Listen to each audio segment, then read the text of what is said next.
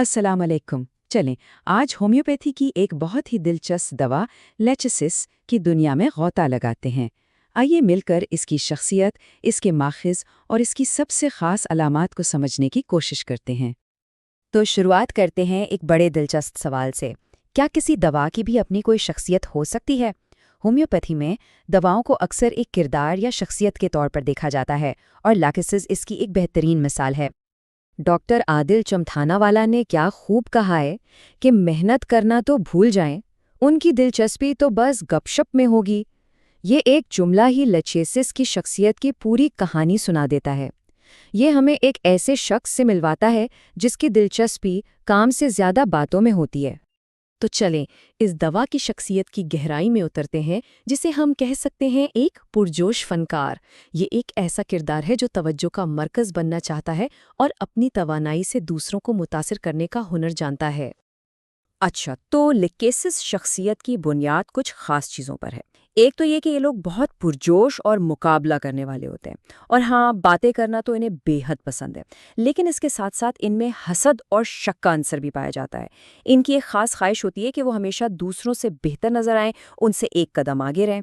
इन सब के बावजूद इनकी शख्सियत में एक खास किस्म की कशिश और दिलकशी होती है। अब सवाल ये पैदा होता है कि भाई ये शदीद शख्सियत आती कहाँ से है?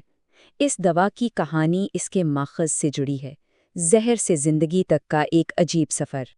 लाकेसिस जो है वो दरअसल जनूबी अमेरिका के एक सांप सुरुकुरु के जहर से तैयार की जाती है, और ये जानना इसलिए इतना अहम है क्योंकि इस दवा की पूरी कहानी, इसका पूरा राज इसी जहर में छुपा है।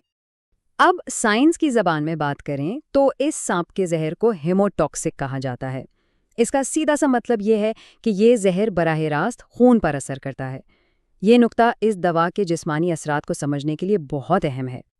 तो ये जहर जिस्म में करता क्या है? देखें, जैसे ये खून में दाखिल होता है ना, बस अपना काम शुरू कर देता है। सबसे पहले तो ये खून को पतला करता है, फिर उसे तहलील करने लगता है, और नतीजा ये कि खून के जमने की जो कुदरती सलाहियत है वो ख़त्म हो जाती है, और आखिर में गहरे रंग का पतला खून जिस्म से बहना शुरू हो जाता है। अब होम्योपैथी की नज़र से देखें ना, तो जहर की ये जो शदीद ताकत है, ये दरअसल एक बहुत ही ताकतवर खयातियाती तवानाई, एक वाइटल एनर्जी की तरह है। यूँ समझें कि ये एक ऐसी एनर्जी है जिससे हर हाल में बाहर निकलने का कोई ना कोई रास्ता चाहिए, और जब ये तवानाई अंदर ही दबकर रह जाए, बस वहीं से सारे मसाइल शुरू होते हैं। अच्छा, तो अब आते हैं उस दवा की ज़हनी तस्वीर की तरफ। एक ऐसा पुरजोश, बातूनी ज़हन जो कभी रुकता ही नहीं। सच पूछें तो यही लैकिसिस की सबसे बड़ी पहचान है।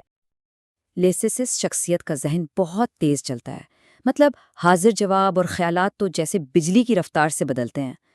इसी वजह से ये लोग बहुत दिलकश मुकर्रर भी बन सकते हैं। लेकिन जब इन पर कोई दबाव आता है ना, तो वही गुफ्तगू बिखर जाती है, और वो एक मौजू से दूसरे पर छलांगे लगाने लगते हैं। और हाँ, इनके ज़हन में शक और हसद का पहलू भी काफ़ी नुमाया रहता है। और एक दिलचस्प बात, इनका दिमाग अक्सर दिन के बजाय रात में ज़्यादा तेज़ काम करता है।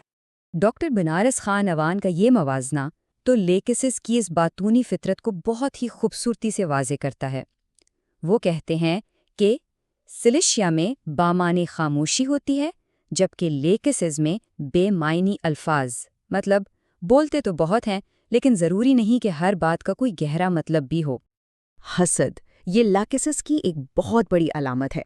लेकिन याद रहे, होम्योपैथी में हर दवा का हसद अलग होता है। लैकिसिस का हसद कैसा है? मुकाबला करने वाला, बदला लेने वाला। इसके बिल्कुल उलट एक और दवा है हायोस्यामस। इसका हसद बिल्कुल बच्चों जैसा होता है, जिसका मकसद सिर्फ और सिर्फ तवज्जो हासिल करना होता है। और ये छोटा सा फर्क दवा के सही इंतखाब में ज़मीन आसमान का फर्क डाल देता है। चलें, अब ज़हन से जिस्म की तरफ आते हैं। इन ख़ास जिस्मानी अलामात पर नज़र डालते हैं जो लकेसिस की पहचान है। ये वो इशारे हैं जिन्हें बिल्कुल भी नज़रअंदाज नहीं किया जा सकता। पहली और शायद सबसे अहम जिस्मानी अलामत, तमाम तकालीफ का नींद के बाद बदतर हो जाना। मरीज़ सोकर बेहतर महसूस करने के बजाय ज़्यादा तकलीफ में उठता है। ये लैकिसिस का एक बहुत बड़ा नाकाबिले फरामोश इशारा है। इसे कहते हैं एग्रीवेशन आफ्टर स्लीप। दूसरी कलीदी अलामत है بیماری کی سمت۔ لیکسیز میں تکالیف عموماً جسم کے بائیں جانب سے شروع ہوتی ہیں اور پھر دھیرے دھیرے دائیں جانب منتقل ہو جاتی ہیں، چاہے وہ گلے کی خرابی ہو یا کوئی اور درد۔ اور تیسری اہم علامت چھونے یا کسی بھی قسم کی تنگی کے خلاف شدید عدم برداشت، خاص طور پر گردن، کمر یا کلائی کے آس پاس تنگ کپڑے یا کوئی بھی دباؤ بالکل برداشت نہیں ہوتا۔ اور چوتھی خاص علامت سکون کا احساس۔ جب بھی جسم سے کسی بھی قسم کا اخراج شروع ہوتا ہے، جیسے ماہواری ہو یا نکسیر، تو مریض کی تکالیف میں فوراً کمی آ جاتی ہے۔ ایسا لگتا ہے جیسے جسم کو اس دباؤ سے نکلنے کا راستہ مل گیا ہو۔ تو سوال یہ ہے کہ اس کردار اور ان علامات کو ہم کلینکل پریکٹس میں کہاں استعمال کر سکتے ہیں؟